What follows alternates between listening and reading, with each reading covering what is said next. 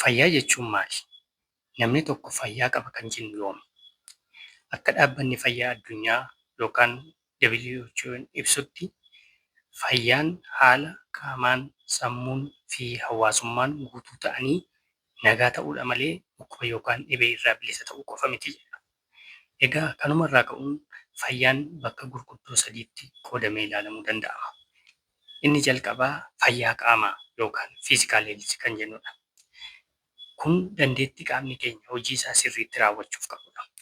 Kunis namni tokko fayyaa qaamaa qaba jennee dubbachuuf nyaata madaalawaa nyaachuu kan danda'u yoo ta'e, sochii qaamaa kan hojjechuu danda'u yoo ta'e, hirriba gahaa rafuu yookaan argachuu kan danda'u yoo ta'e, qulqullina dhuunfaa fi naannoo eeguu kan danda'u yoo ta'e, namni tokko fayyaa qaamaa qaba jennee yaaduu dandeenya jechuudha.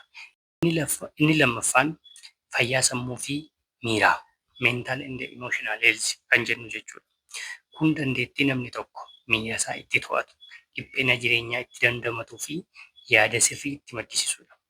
Sammuun fayyaa ta'e jireenya gammachuu fi tasgabbii qabu akka jiraatnuuf nu gargaara jechuudha. Inni sadaffaan fayyaa hawaasummaa yookaan immoo sooshaal heelzi kan jennudha jechuudha.